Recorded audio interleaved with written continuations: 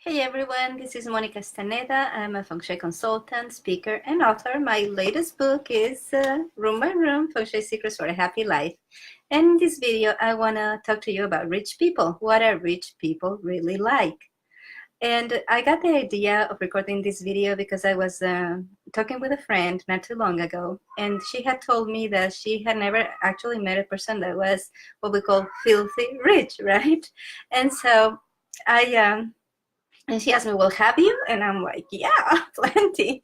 And so one of the things is when I was growing up in Ecuador, and the story is in this book, the story in this book is of how my grandmother managed to, you're listening to my cat looking for my son right now, but she's fine. So I went to a super exclusive private school. The waiting list was thousands of people for kindergarten. There were only 100 openings, and my grandmother, with pure charm, she got me a spot in this school. And so, to put it to you, the way it was when Ecuador, where I was born, was a dictatorship when I was a little girl, and the daughter of the dictator went to my school, and then it became a democracy again, and the daughters of the president went to my school. So all the people that were leaders in the industry, the people that were in politics, people that had power and influence and a lot of money went to my school. So from a very early age, I had the opportunity to hang out with a lot of people that were what you call filthy rich, right? Like the 1% of the 1%.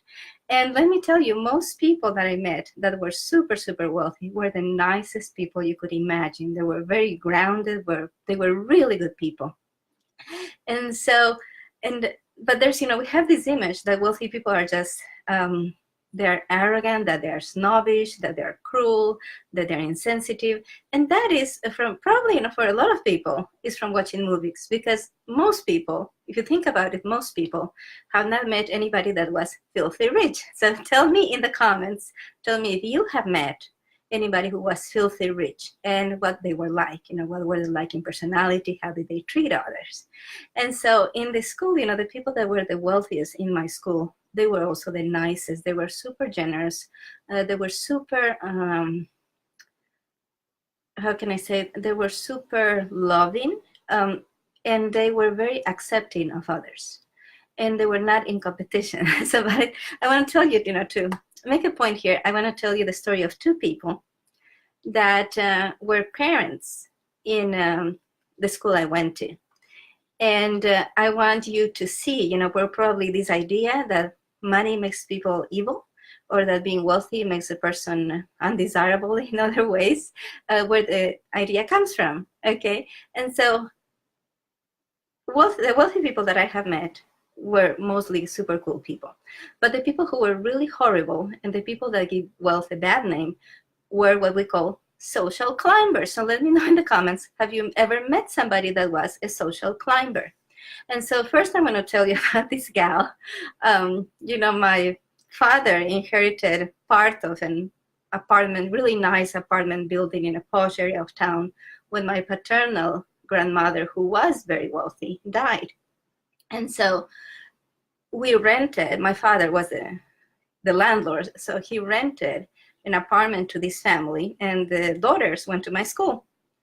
Now, the mom, she hated our guts. She couldn't stand to see us. And the reason for that is that after they left that apartment, they moved to an even more posh neighborhood, and they joined the country club and all sorts of things. And so this lady, she wanted to pretend like they were old money. And the reason she hated our guts is because we knew where she came from.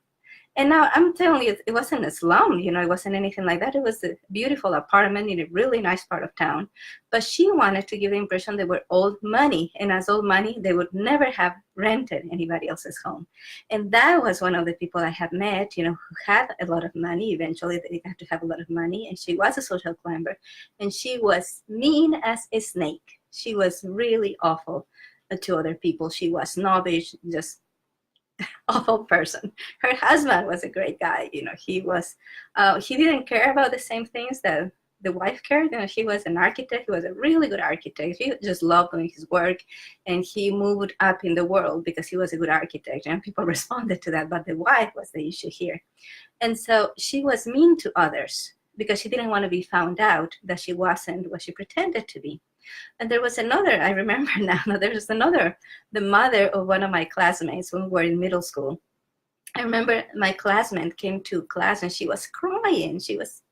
Tears were pouring because her mom had told her she needed to quit being friends with her best friend, who was just upper middle class, because the mother needed her to become friends with the wealthiest girl in our class. And the other story I wanted to share with you is of this man who was president of the PTA, and everybody thought he was wonderful. You know, he was like this with the nuns in the private school. He was always organizing things, all events. He was there. He gave speeches, and the nuns were like, "Oh, he's such a wonderful person." And but he was also a social climber. And the problem with social climbers, you know, is not the desire to improve their social status or their income, is the fact that they want to cut corners while they do it. They want to go like a vine around a tree instead of they becoming trees, growing their wealth in the right way.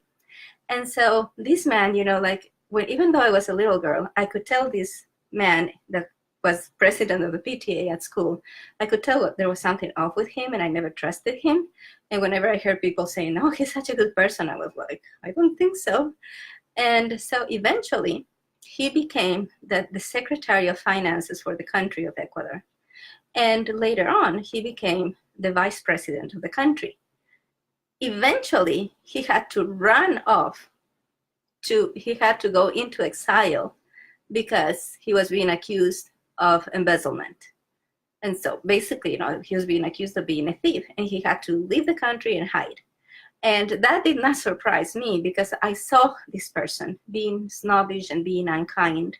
And he would attach himself to people who had more money or he perceived as being more powerful to cut corners and do this social climbing like a vine over a tree instead of him becoming a tree.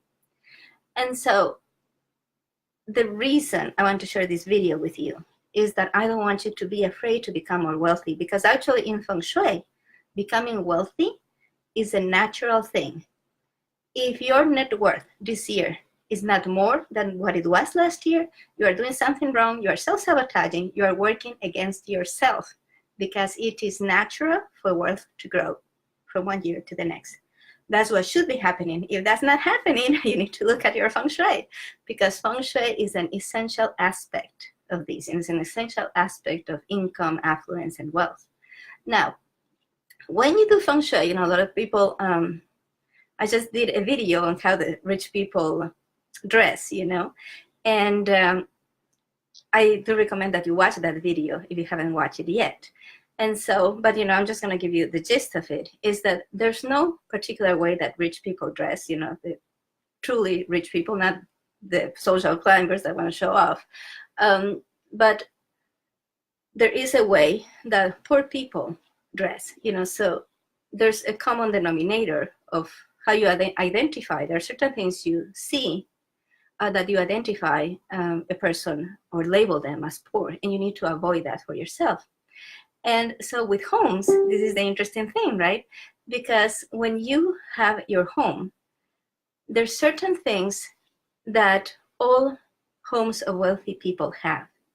And it's not the hot tub, it's not the grand royal staircase, like, you know, like in that movie, Fiddler in the Roof, you know, it said like, if I were a rich man, I have all these staircases, right? And so it's not that, but there's certain things that every single wealthy home has. And so for you to recognize these things, I have created this free email course that you're gonna get one email for 12 days, 12 consecutive days. And each of those emails is gonna reveal to you one secret of feng shui tips, feng shui wealth and money, you know, how to grow your money, how to grow your wealth, how to grow your abundance. But if you cannot erase from your mind the idea that rich people are just filthy, you know, that a person is corrupted by money, you're going to stop yourself from becoming more wealthy. And I would like something different for you. I would like for you to embark on a journey with me, you know, to, I'm going to put a link in the comments of this free email course that I'm offering, so that you can start making simple changes in your home that are going to make a difference in how you live your life, a difference in how you are able to attract money and abundance to your home, a difference in how you are able to tap onto resources to do the things you want to do, to get the things that you want to have. So that's very, very important.